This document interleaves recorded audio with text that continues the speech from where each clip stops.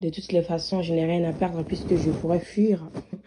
Dès que la situation deviendra compliquée, eh bien, je trouverai toujours un moyen de m'en sortir en fait. Parce que je m'attache à rien, je m'attache à personne, je ne m'attache pas à une situation, je ne rentre pas dans les choses qui sont compliquées. Et bien sûr, il s'agit aussi des choses affectives, c'est-à-dire l'amour par exemple. Je ne vais pas m'investir à 100%. J'aurai toujours une partie de moi voilà, qui sera en indépendance en fait. Hein. Parce que l'amour, ça sera une forme d'emprisonnement, une forme de case. Hein, une personne qui cherche à avoir le contrôle sur moi parce que l'amour exige de l'engagement. Hein, parce que on le sait, pour que quelque chose soit équilibré, il va falloir que je m'investisse à 100% et que je donne autant que l'autre donne en fait. Et vu que je me sens pas capable d'aimer à 100% et d'être aimée, bah, je vais auto-saboter la relation et c'est une sorte de fuite aussi. Hein. Comme vous le savez, je suis amoureuse de l'amour, mais en même temps, l'amour c'est mon ennemi, hein, parce que l'amour me fait peur et que je suis instable, tellement instable émotionnellement que je pourrais me laisser en fait envahir et emporter par des émotions très très fortes que je ne pourrais contrôler. Hein. C'est pour ça que je ne m'attache pas, hein, mais c'est un mensonge, hein, je mens.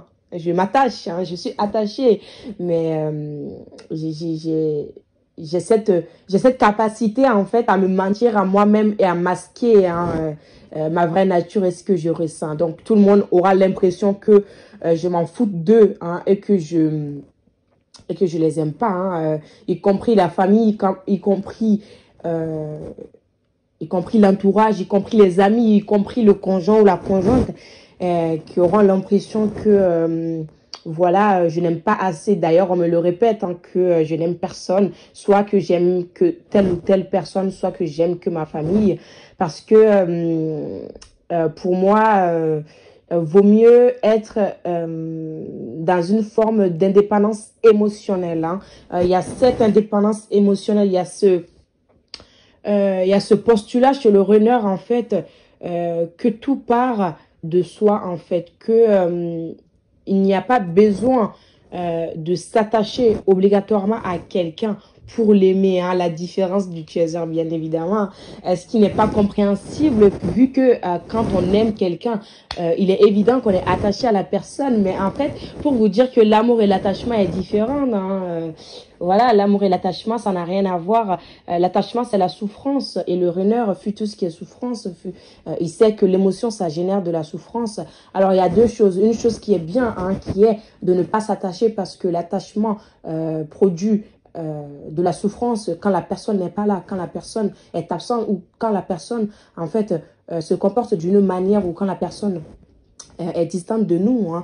Ne serait-ce que 2 heures ou 3 jours, on va se mettre en fait à souffrir.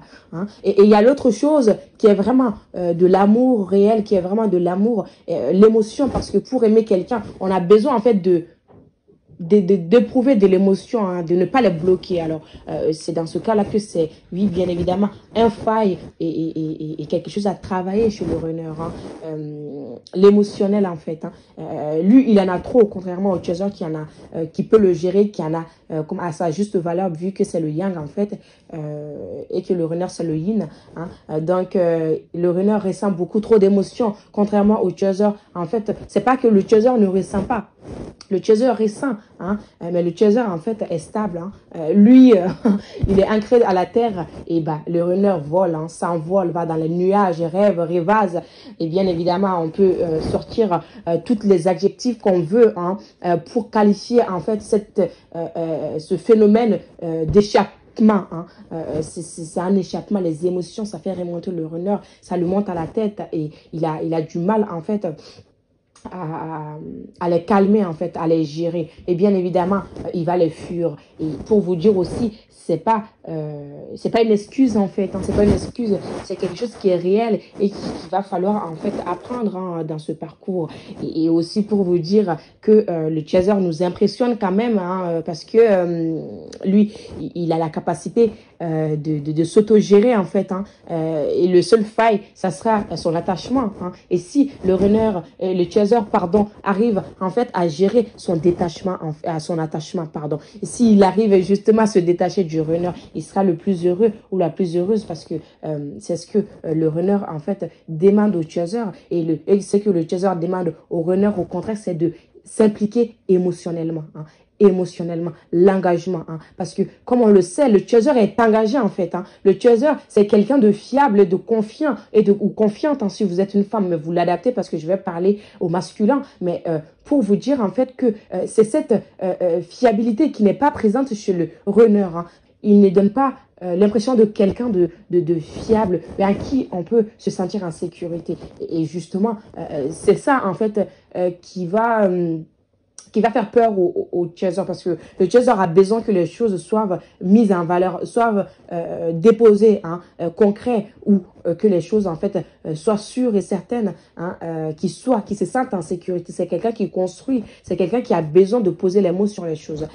C'est qu'il n'arrive pas à trouver avec le runner hein, qui va de gauche à droite. On a du mal à toucher le doigt sur ce qu'il ressent, sur ses pensées, sur ses émotions et justement sur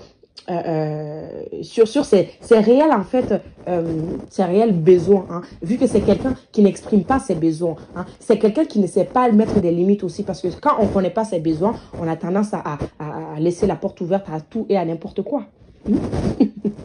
Alors, pour vous dire en fait que ça nous a toujours impressionné chez vous les chasers, votre capacité en fait à mettre les mots sur les choses que vous ressentez et aussi pour vous dire à vous positionner, à poser des limites, même si c'est vrai que dans ce parcours de flamme jumelle, il est difficile de mettre des limites à son runner et justement c'est quelque chose qui va quand même surprendre le chaser qui lui sait mettre des limites en fait dans sa vie et a toujours été carré et direct en fait. Alors il ne comprend pas face à son runner, il se demande c'est quel type de relation, c'est quel type de personne que j'ai en face de moi et que j'arrive pas à contrôler parce que dans ma vie j'arrive à tout contrôler. J'ai la capacité en fait comment dire, de contrôler mes émotions, j'ai la capacité de contrôler mes envies, j'ai la capacité de contrôler mon entourage, les personnes que je connaisse en fait. Hein. Si je dis contrôler, c'est pas que négativement, hein, bien évidemment, quand ça devient vraiment du contrôle excessif, là c'est un danger. Mais je vais dire quelqu'un quand même qui arrive à trouver une forme de stabilité dans sa vie, hein, à être carré. Donc, c'est là que le chaser va se rendre compte en fait que cette relation n'est pas une relation, une relation passagère ou une relation simple, hein, une relation lambda, parce que il voit quelque chose de spécial chez cette personne qui n'arrive pas à s'expliquer en fait. Hein. Le runner, quand même, c'est une personnalité qui surprend. Hein. Même lui aussi, en fait, comment dire, il est surprise par lui-même parce que il se connaît pas et quand il va se découvrir, en fait, il est étonné. Hein, et on le dit, le runner ne se connaît pas. C'est quelqu'un qui, dès le début de son enfance jusqu'à à l'âge adulte, en fait, on lui a donné une personnalité, on lui a donné en fait une facette pardon, qu'il n'est pas. Donc, il croit qu'il est ce qu'il n'est pas. Hein, parce que ce qu'il croit qu'il est n'est qu'une personnalité créée, en fait. Hein. Des carabasses, voilà, des choses, en fait, qui font qu'il ne sait pas qui il est. Hein. Donc, tout ce processus va amener cette prise de conscience au runner. Comprendre qui il est réellement, en fait. L'image qu'on lui donne n'est pas ce qu'il est. Hein. Et le chaser le voit. Le chaser le voit, mais pourquoi? Le chaser se pose la question, mais pourquoi, cher runner, tu te comportes de la sorte? Parce que c'est pas ce que tu es. Pourquoi, en fait, tu as tous ces insécurités en toi, tous ces dénis en fait. Hein. Pourquoi tu dénies, tu nies tes émotions, tu nies tes ressentiments. Alors, il va dire tout et le contraire. Hein. Le runner, aujourd'hui, il va dire on se voit et demain, il va annuler. Hein. On le sait tous, c'est quelqu'un qui peut pas s'engager. Hein. Et même, c'est quelqu'un en général qui n'a pas en fait appris l'engagement. Il ne sait pas ce que c'est de se dévoiler à quelqu'un. Pour vous dire comment le chaser voit le runner comme quelqu'un qui a du potentiel. Hein. Quelqu'un qui a du potentiel parce que lui-même, hein, il ne sait pas qu'il a du potentiel. Pour lui, il n'est rien à ses yeux parce qu'il est aveuglé par la manière, par l'image qu'on lui a donnée en fait. Il se voit à travers de l'illusion en fait. Mais le chaser sait que le runner est très sensible. Hein, même s'il le cache, en fait, il peut paraître très froid. Hein, quelqu'un de froid, quelqu'un qui ne ressent rien. Qui ne ressent rien du tout si je vous le dis. Alors que c'est le contraire, en fait. Hein. C'est le contraire. Le runner, c'est le contraire. Hein. C'est de trop même. Il ressent tellement trop. Mais il ne le laisse pas paraître même une seconde. Imaginez-vous. Alors, contrairement au chaser, le runner voit quand même, idéalise, on va dire, c'est plus voir quelqu'un, c'est de vraiment mettre quelqu'un en haut de la pyramide, en fait. Hein. Et le runner, il va se dire, mais qu'est-ce que j'ai devant moi? Qu'est-ce que j'ai devant moi, en fait? Qu'est-ce que j'ai devant moi? Laissez-moi m'exprimer un peu, parce que j'ai quand même été à la place, donc ma réaction, c'était qu'est-ce que j'ai devant moi? Cette personnalité, cette personne qui a vraiment du contrôle, surtout sur sa vie. Il est déjà construit, il met des choses en place, il met des projets dans sa place, il va de gauche à droite. Et surtout, en fait, touchons du doigt ce détail, ce petit détail qui peut choquer ou surprendre le chaser, qui peut paraître pas grande chose, en fait, d'important aux yeux du chaser. Mais laissez-moi vous dire que ce petit détail qui est le mouvement, et rien que le fait de mouver, de bouger, de mettre en place les choses, de vous déplacer, c'est quelque chose d'extraordinaire aux yeux du runner parce qu'il n'a pas cette faculté-là développée chez lui. Bouger, même demande de l'effort chez le runner. Mouvementer, parce que c'est quelqu'un qui procrastine. Il met au lendemain ce qu'il doit faire.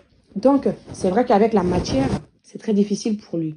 Alors, quand il voit le chaser être construit dans sa vie stable et équilibrée, eh bien, ça va lui faire prendre confiance en lui.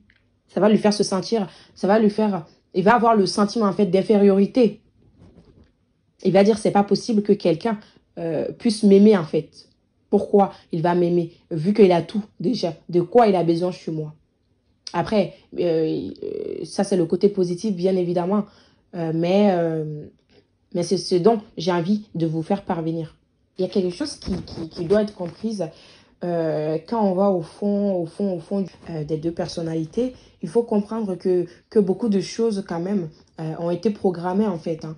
C'est-à-dire que toutes ces choses, tous ces comportements ont pris naissance dès leur naissance en fait. Voilà, tout simplement. Dès leur enfance, ces personnes-là ont des parcours de vie différents et similaires. C'est-à-dire qu'ils ont des choses qu'ils ont en commun, mais quand même beaucoup de choses aussi qui sont contradictoires. Ils n'ont pas été élevés de la même manière. C'est comme si en fait on donnait deux rôles différents à leurs parents et que l'univers disait, tiens, cet enfant, tu vas l'élever de cette manière. Et tiens, l'autre enfant, tu vas l'élever de cette manière-là. Donc, de manière opposée. Si on prend l'éducation du runner, par exemple, dès l'enfance, c'est quelqu'un qui a été déresponsabilisé.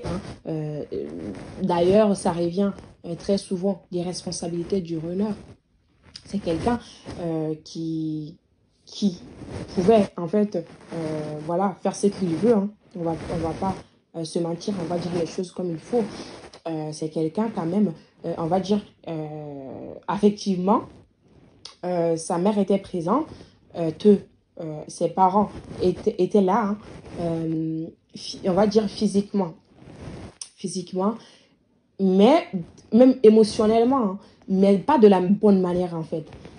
Parce que c'était plus de l'ordre du faire en fait que de l'être. Ils étaient là à faire pour le runner, mais le runner, lui, avait besoin d'émotions en fait, avait besoin de sentiments, avait besoin de se sentir aimé. Alors, il va même se dire, mais maman, j'ai pas besoin que tu fasses ça pour moi en fait. Je suis capable de le faire, et même adulte, mais laisse-moi vivre ma vie en fait. T'as pas besoin de contrôler, de chercher à me surprotéger, de chercher à me... Non, c'est parce que moi je veux en fait. Voilà. Là, on a un runner par exemple, on va lui dire, laisse ta soeur, va le faire, par exemple. Voilà, il a été en fait bercé d'une manière, laissé à lui-même. Voilà, il sait pas ce qu'il peut faire, ce qu'il doit faire. Il différencie même pas les choses en fait, parce que on lui a pas montré, on lui a pas appris. Contrairement au Chaser, qui quand même en fait a été responsabilisé dès l'enfance. C'est quelqu'un peut-être même qui a été très tôt, qui a joué très tôt le rôle des parents pour ses frères et sœurs, par exemple. Quelqu'un qui a pris en charge la maison, ou qui devrait s'occuper de ses frères et sœurs, ou des parents qui sont partis très tôt, et il a dû devenir adulte très très rapidement. Donc le runner, le chaser pardon, on lui a inculqué vraiment le sens de l'engagement, le sens de la responsabilité. On lui a indiqué, il va falloir te battre dans la vie, il va falloir que tu gères les choses en fait. Donc il va grandir avec cet état d'esprit de je dois me responsabiliser, je dois m'engager, je dois faire les choses, je dois construire ma vie. Au contraire de quelqu'un qui est laissé passer, hein. Laissé passer, hein. Et donc ces deux personnalités complètement différentes, et d'éducation, de croyances, de conditionnement complètement opposés. Comment ces deux peuvent en fait s'unir, et comment ces deux peuvent trouver un terrain d'entente, hein. Vous voyez quand même que c'est très très difficile et compliqué d'en arriver à ce point-là. Il y a besoin de compromis, il y a besoin du travail, il y a besoin aussi de se défaire des croyances en fait, hein, que la vie doit être ainsi et pas. Alors la réalité et les réalités sont différentes. Voilà, la réalité du runner et la réalité du chaser, c'est pas pareil, hein. Une des réalités du runner, ça va être par exemple, j'ai pas besoin en fait de faire des efforts par exemple. J'ai pas besoin de m'impliquer et de m'engager, hein. Par exemple, l'une des réalités, contrairement au chaser, l'une des réalités, c'est les choses doivent être carrées, les choses doivent se matérialiser dans la matière. Les choses doivent être ainsi et pas autrement en fait, hein. Voilà, donc on voit ici que les deux doivent travailler sur en fait leur manière de voir la vie, de concevoir la vie. Et j'aimerais toucher du doigt quelque chose chez le runner qui est là, sa perception des perceptions fausses de l'amour, qui est voilà l'emprisonnement, parce que vu que il a été éduqué avec ça, hein, contrôler ce qu'il fait, ce qu'il dit, contrôler sa manière de faire, même ses propres vêtements, en fait s'habiller. Le runner, c'était choisi pour lui. Alors un enfant, hein, un enfant qui va grandir, qui restera toujours un enfant. Il n'y a pas d'adulte chez le runner. Il va le cultiver tout seul, en se détachant de ses parents, en se détachant de tout cela. Il va devoir apprendre à se responsabiliser. Ça va être très difficile pour lui de se retrouver face à lui-même, et à se retrouver face à la vie, vu qu'on lui a appris à rien. Il sait rien du tout. Et même, vous allez voir face à un runner adulte que il a toujours du soutien de ses parents. Ses parents sont toujours là, la famille, des personnes qui sont là. Je vais faire ça pour toi, je vais faire ça pour toi. Alors, il n'a rien à faire. Le runner, il fait quoi? Il ne sait pas. Et ça va être problématique dans sa vie. Il faut qu'il arrive à se construire. Il ne peut pas rester, voilà, ainsi, hein, parce que la vie va lui mettre en face de lui-même, en fait, hein. Parce que s'il ne le fait pas, bah, il va rester dans le contrôle des autres et de ses parents. Je vais boire un peu mes belles âmes. C'est jus de gingembre. C'est trop bon. Je sais pas si c'est pas ça qui m'a fait... Je sais pas si c'est pas jus de gingembre qui m'a inspiré ce soir. Je me demande, hein, parce que ça faisait longtemps quand même que j'en ai pas bu. C'est trop bon. C'est pas de la publicité, hein. Attention, le gingembre, ça pique, hein. C'est même pas ma boisson préférée. C'est quelqu'un qui m'a amené ça. Mais c'est très très bon et sucré. Alors, revenons à nos moutons. Qu'est-ce que je disais? Oui, ça sera très difficile pour le runner. Alors, tout ce que je dis, c'est moi, hein. J'ai traversé ces choses-là, j'ai conscientisé ces choses-là. Et aussi, de par les différentes personnes que j'ai en consultation, j'ai de plus en plus de runners, hein, contrairement à avant. J'ai l'impression que j'attire beaucoup de runners. Eh bien, vous êtes la bienvenue, hein, si vous avez besoin d'aide, je suis là. Et aussi des chasers, hein, qui sont là. Beaucoup de personnes qui me consultent et j'en suis très très reconnaissante. Merci à vous tous. N'oubliez pas que voilà, vous pouvez toujours profiter de mon code promo, hein, de moins 50%. De moins 50% sur tous mes services. Et sauf la magie noire, hein, sauf libération de la magie noire, il n'y a pas de réduction. Et voilà, donc la réduction c'est jusqu'au 15 mai. Après le 15 mai, bah, tout redevient comme avant les prix. Mais là, vous avez l'occasion, beaucoup en profitent, hein, pour reprendre plusieurs services en même temps. Donc, c'est pour le ramadan. Donc, voilà. C'est bientôt fini, de toute façon, le ramadan. Parce que j'ai beaucoup de vidéos, en fait, à faire et des messages à vous faire passer. J'attends la fin du ramadan pour pouvoir, voilà, vous proposer tout ça. Parce que j'ai reçu beaucoup de guidance et de révélations. Donc, comme je l'ai dit, pour le runner, c'est très, très difficile, d'accord, de devenir indépendante émotionnellement. Il l'est, hein, parce que depuis enfant, bah, il n'a pas eu. Donc, c'est quelque chose il a grandi sans affection, en fait, sans besoin d'émotionnel, à vu qu'il n'a pas été habitué avec l'émotionnel. Donc, par contre, physiquement, il a été trop dépendant, en fait. En fait, le runner, physiquement, il est dépendant, d'accord? Émotionnellement, il est indépendant. Le chaser, physiquement, il est indépendant. Mais émotionnellement, il est dépendant des gens, d'autrui, voilà. D'autres choses, hein. Ça peut être plusieurs choses. Mais voilà, donc il y a une idéalisation du runner, du chaser chez le runner. Voilà, le chaser est mis sur un piédestal. On a du mal en fait comment dire, à cohabiter parce que on a eu des vécus différents, on a eu des éducations différentes, on a eu des expériences voilà, qui font qu'on a des visions différentes de la vie, de la réalité. Nos perceptions sont faussées. Donc, le runner va se laisser aimer, hein, et aimer et s'impliquer, s'engager parce que ça ne fonctionnera pas. Donc, voilà, détacher un runner bien équilibré, un runner qui est détaché émotionnellement et physiquement, qui arrive à bien vivre sa vie seule et aussi à tisser des liens profonds et sincères, en fait, hein. Ne pas avoir peur ou fuir tout engagement. Et le chaser, au contraire, c'est un chaser qui est équilibré. C'est un chaser qui va se détacher, hein, contrairement au runner, qui va se détacher complètement émotionnellement des autres, voilà, pour ne plus souffrir, hein, parce que le chaser est beaucoup dépendant quand même des autres émotionnellement. Donc, il va se détacher émotionnellement et commencer à vivre pour lui, en fait, hein, à vivre pour lui et à prendre soin de lui-même, d'accord?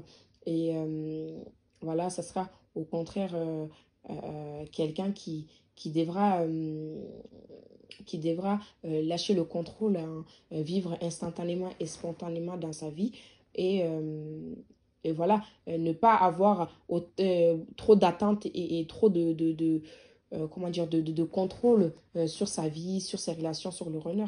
Parce que les réalités sont différentes et il faut vaguer avec la vie. Il ne faut pas vouloir que tout soit comme on veut, en fait. Parfois, il faut trouver des compromis. Sinon, ça ne fonctionnera pas parce que vous êtes différents, tout simplement. Voilà, voilà, mes loulous, cette vidéo est longue, mais c'est rempli de tellement de, voilà, de choses qui vont vous permettre de vous reconnaître, de vous comprendre, de comprendre l'autre aussi, tout simplement. Ciao, ciao, mes loulous, prenez soin de vous et je vous fais de gros bisous.